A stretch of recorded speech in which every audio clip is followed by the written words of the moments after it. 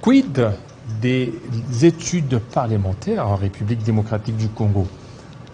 L'ISEP, l'Institut supérieur d'études parlementaires, nous allons essayer un peu de comprendre ses objectifs, ses missions, et aussi les contextes dans lesquels on doit certainement initier ces études avec M. Mbaviav. Bienvenue.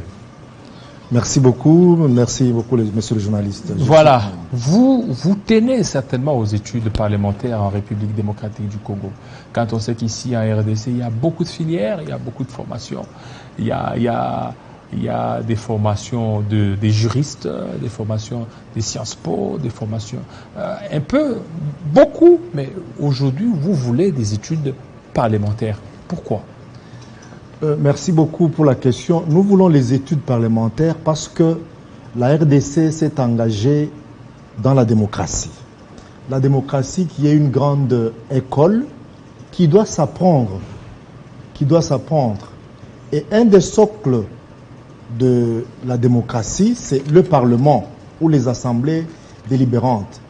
C'est ainsi que nous avons pensé, avec, comme je vous avais dit la fois passée, un fils du pays, à la personne de Modeste Mafuala, avait pensé qu'il était important de pouvoir créer cet institut pour accompagner non seulement les députés nationaux et provinciaux sénateurs, mais aussi les citoyens, pour que les citoyens soient présents au Parlement, les citoyens comprennent ce qui se passe au Parlement, afin de booster l'action publique. Et pourquoi ne pas faire en sorte que cette étude soit une filière ou soit un cours dans des facultés, comme par exemple au niveau du droit, faculté de droit, sciences politiques, le cours sur l'étude parlementaire par exemple? Vous avez raison. Nous sommes à un siècle où on ne peut empêcher à personne d'avoir les initiatives. C'est tout à fait normal que cette section, cette faculté puisse être créée au niveau de telle ou telle université. Mais nous avons pensé qu'il était opportun et nécessaire de créer un institut qui s'occuperait spécialement des questions parlementaires. Parce que les questions parlementaires ont une certaine complexité. Vous vous rappelez, la fois passée, je vous ai dit que les études parlementaires sont complexes. Nous pensons que si elles sont au niveau d'université, d'une faculté quelconque, elles peuvent être noyées et qu'on ne pourrait pas comprendre son importance. On ne pourrait pas comprendre ce qu'elle a en soi. Ainsi, nous avons pensé qu'il fallait créer tout un institut au sein duquel il y a comme nous avons dit, il y a deux volets. Le premier volet, c'est la recherche scientifique. Le premier volet, c'est la recherche, la documentation. Et le deuxième volet, c'est la formation académique traditionnelle. Ça s'organise partout. Et là, au sein de ce deuxième volet, nous avons plusieurs facultés que nous allons voir, plusieurs sections plutôt, que nous allons pouvoir vous développer. Voilà, parce que vous parlez des plusieurs sections et aussi, donc vous faites partie de l'enseignement supérieur et universitaire. Oui, très bien, nous faisons partie de l'enseignement supérieur et universitaire. Et vous aviez été certifié? Oui, nous sommes certifiés, c'est pourquoi nous devions commencer les inscriptions en juillet. Mais nous avons voulu nous conformer aux instructions des autorités qui voudraient que les inscriptions commencent maintenant et que ça puisse se terminer seulement en décembre et janvier. Ainsi, nous sommes passés ici aujourd'hui pour dire nous sommes en train d'inscrire et nous nous conformons aux instructions des autorités nationales pour dire que nos cours vont débuter au même moment que les autres institutions publiques et privées de la République. Voilà, parce qu'aujourd'hui vous êtes en train de parler des ISEP, donc Institut supérieur des études parlementaires en République démocratique du Congo. Et ça suit les cursus normales, comme toute institution universitaire, c'est-à-dire qu'il y a G1, G2 et ainsi de suite. Oui, ça suit les cursus. Comme je vous ai dit, nous avons la recherche, nous avons les formations continues.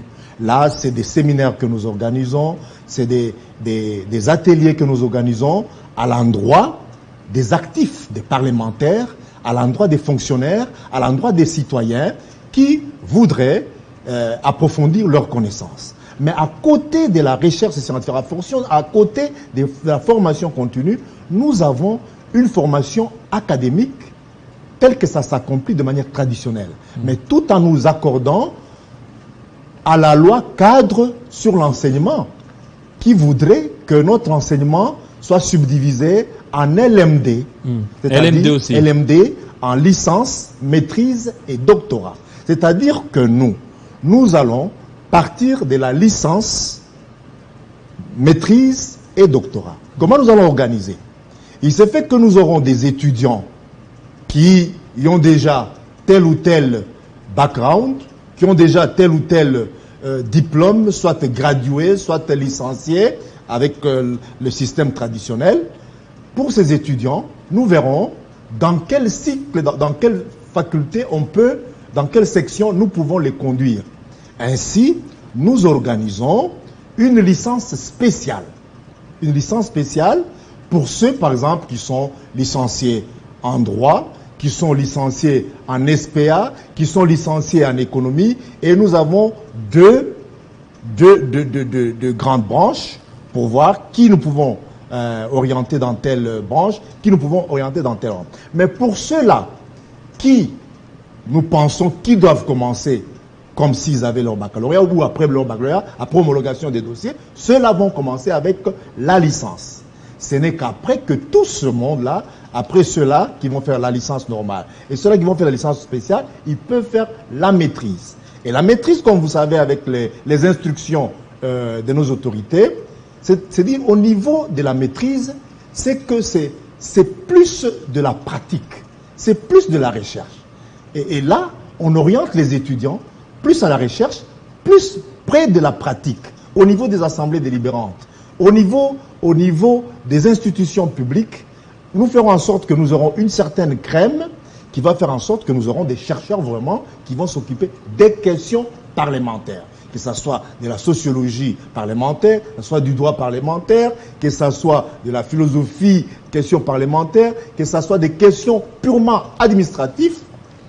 C'est là, vraiment, nous aurons une crème qui va comprendre, c'est une crème des chercheurs, et nous aurons des praticiens à la matière qui vont conduire, qui vont éclairer la lanterne des autres personnes qui voudraient comprendre c'est quoi le Parlement, des autres personnes qui voudraient intervenir au niveau du Parlement avec tous ces instruments. Alors maintenant, pour ceux qui ont étudié dans d'autres filières, oui, alors qui veulent aussi suivre les cours, comment cela va se dérouler? Ok, merci. Ils vont reprendre des LMD ou bien il y aura d'autres cours qui... Je venais un peu de pingler la question. C'est dit pour ceux, par exemple, nous avons quelqu'un qui a fait le droit, quelqu'un qui a fait l'SPA, quelqu'un qui a déjà une licence en économie.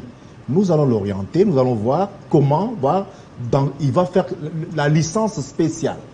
Aujourd'hui, on dirait le graduat spécial. Tout dépendra des cours qu'il aura.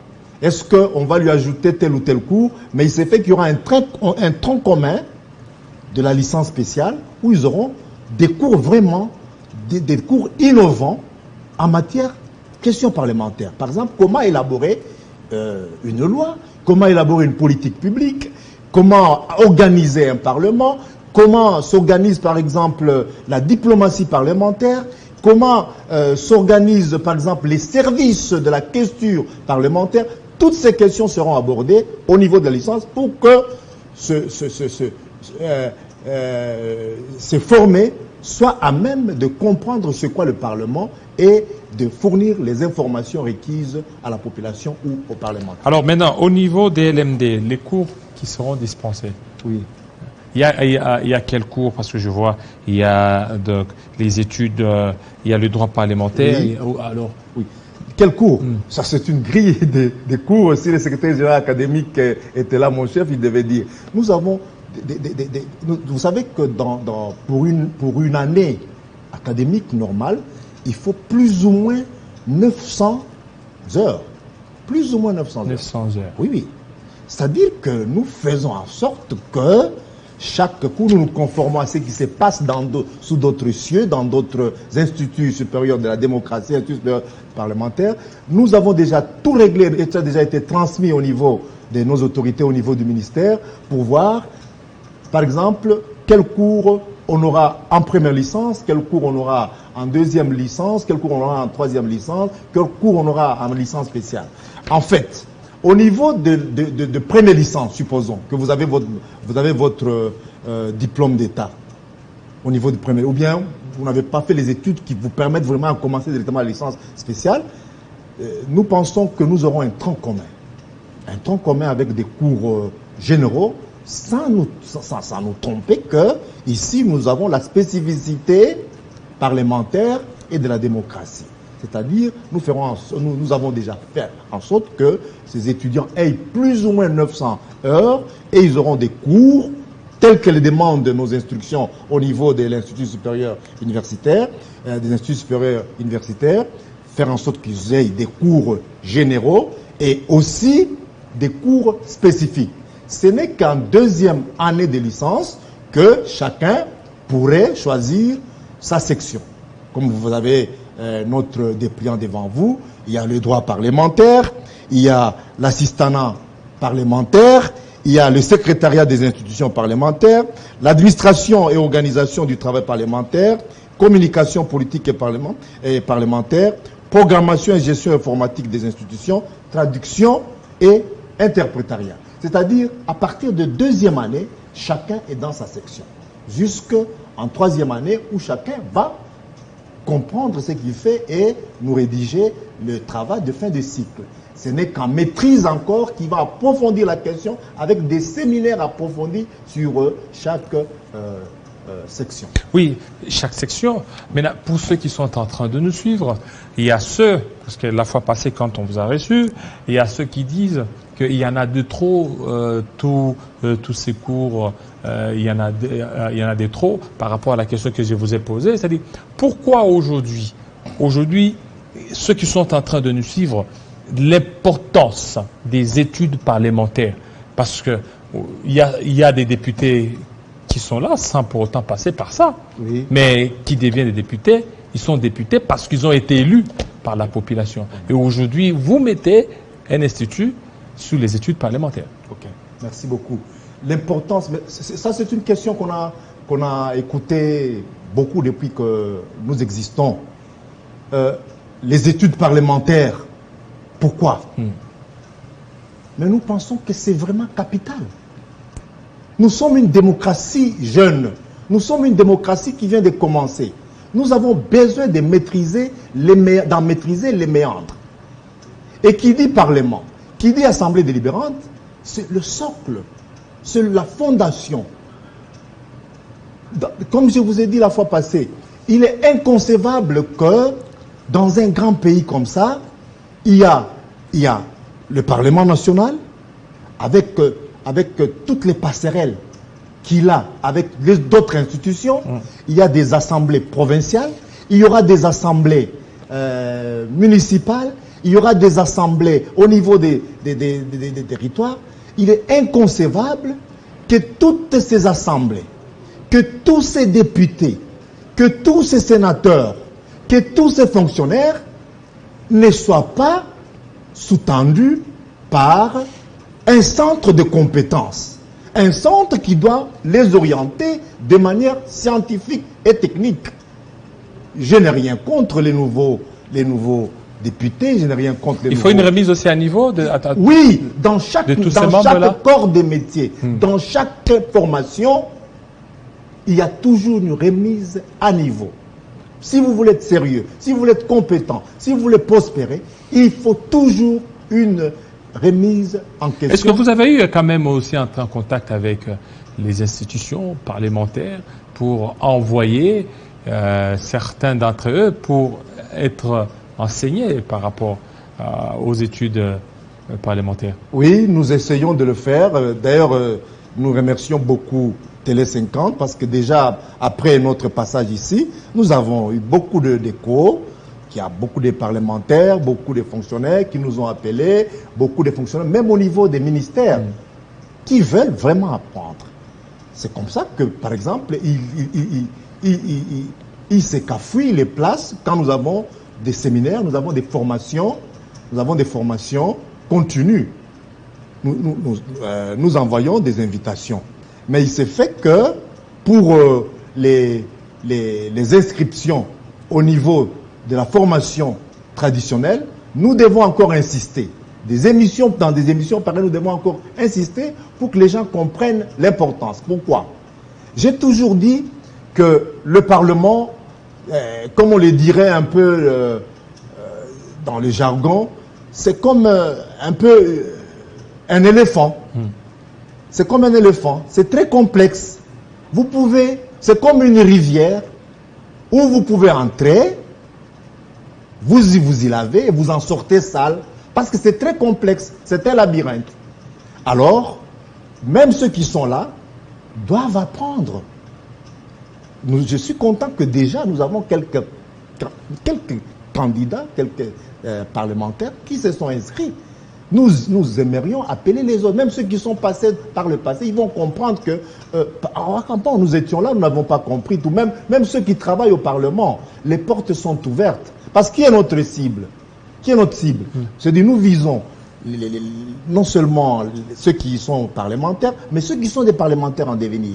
Nous visons leurs futurs assistants, nous visons des assistants, nous visons ceux qui pourraient être des conseillers, nous visons les organisations de la société civile qui ont à interagir avec le Parlement. Nous visons les fonctionnaires des institutions publics qui viennent nombreux pour qu'ils comprennent les passerelles qui existent entre le Parlement et leur institution et comment ils peuvent faire en sorte qu'ils participent, qu'ils soient virtuellement présents au niveau du Parlement. Aujourd'hui, on se plaint que les citoyens ne connaissent pas le Parlement. Les citoyens ne sont pas virtuellement présents au Parlement. Les citoyens ne connaissent pas ce qu'est le Parlement. Il y a même, excusez-moi, il y a même des gens qui sont proches du Parlement qui ne connaissent pas le Parlement, c'est quoi. Nous, c'est-à-dire, nous faisons une croix pour pouvoir lier les parlementaires à ce qui s'est fait universellement et à ce qui doit s'adapter pour que le Parlement soit performant. Le Parlement qui s'adapte, par exemple, à la gestion axée sur les résultats. Le Parlement s'adapte, par exemple, au budget participatif. Que le Parlement comprenne comment il faut faire en sorte que, par exemple, la diplomatie parlementaire ait des répercussions sur la diplomatie traditionnelle. La diplomatie parlementaire ait des répercussions sur l'action publique ou les interventions publiques quotidiennes. C'est tout ce que nous faisons. C'est-à-dire nous ne connaissons pas tout, mais il se fait que notre vivier, avec les professeurs que nous avons, avec des techniciens que nous avons, nous pensons que cette synergie, ça sera un grand centre de compétences pour pouvoir faire en sorte que cette synergie puisse faire en sorte que les interventions publiques, les décisions publiques au niveau du Parlement réussissent. Alors avec ça, nous avons besoin de beaucoup d'inscrits. Ce n'est pas seulement cette petite oui, mais en des fait, professeurs. vous attendez qu'ils viennent ou bien vous aussi, vous ne sollicitez pas? Oui, quand nous passons ici, c'est dit que nous sollicitons. Oui, mais ça dit solliciter maintenant, officiellement. Ok, merci beaucoup. Peut-être là, c'est se faire un peu, d'une manière un peu vague. Oui. Maintenant, officiellement, vous écrivez, vous adressez au Parlement, vous adressez à certains chefs d'institution, leur demandant d'envoyer certains à l'ISEP. Ok, merci beaucoup, monsieur le journaliste. Je pense que nous l'avons fait et avec votre demande, votre insistance, nous allons pouvoir continuer à faire en sorte que nous réécrivons encore. Voilà. Nous réécrivons encore. Merci beaucoup. Okay. Vous ne nous avez pas demandé où nous sommes. Oui, allez-y. Ok, nous sommes situés à la paroisse Notre-Dame de Fatima. Nous l'avons voulu Tombalba ici à Gombe. Nous sommes là, Fatima. C'est là que nous passons nos inscriptions, c'est là que nos cours se passent. Maintenant, les inscriptions, c'est quand? Les inscriptions viennent de commencer. Nous avons un peu retardé à cause de la circulaire ou les instructions de nos autorités. C'est-à-dire, les inscriptions se passent. Donc, vous n'avez pas vos bâtiments propres, vous louez? Jusque-là, nous sommes partenaires de la paroisse Notre-Dame de Fatima et nous sommes en train de louer maintenant. Et ça, c'est la quantième année? Juste pour l'année académique, ça sera la première année. Mais au niveau des formations continues, c'est notre deuxième année. C'est notre deuxième année. Nous avons eu beaucoup de formations continues. Oui, beaucoup d'étudiants. Beaucoup d'étudiants. Il y a les ONG, d'autres partenaires. Pour ce qui est des formations continues, il y a un engouement, il y a un enthousiasme. Maintenant, ce que nous demandons, c'est que les gens viennent pour les inscriptions pour le cycle traditionnel, c'est-à-dire les LMD. Voilà, les LMD. Et voilà. C'est cher là-bas chez vous? C'est pas cher, mais surtout que nous comprenons que nous aurons des étudiants qui vont terminer la comment? LMD. Non, plutôt Les élèves. Les diplômes qui vont venir, c'est pas cher. Peut-être pour ceux qui travaillent déjà, on verra. C'est-à-dire nous aurons un système de péréquation. Il faut pas confondre. C'est-à-dire parce que nous aurons sûrement, nous, et même ceux qui se sont inscrits, c'est des gens qui travaillent, qui voudraient que ça soit le soir, parce que nous avons deux vacations. Vacations jour et vacations soir. Et tout ça, ça s'étudie au niveau. Vous payez ça combien? Oui. Les prix, vous pouvez donner au public ou bien vous voulez qu'ils viennent? Ils doivent venir découvrir, surtout que moi je ne suis pas dans le secteur de finance. Alors, qu'ils viennent découvrir. redonnez votre adresse. Nous sommes à Fatima, Notre-Dame de Fatima, dans le quartier Golfe, sur l'avenue Tombalbaye. Et comment ils peuvent vous contacter? Ils peuvent nous contacter sur 0 85 30 376. Voilà. Okay. Merci beaucoup, monsieur Bavia, surtout de votre passage. Merci beaucoup, monsieur le journaliste. Voilà. Merci, fidèles téléspectateurs. Vous avez été nombreux à nous suivre. Restez branchés sous Télé 50 tout à l'heure, la grande édition des Grands Salambo. Et à très bientôt.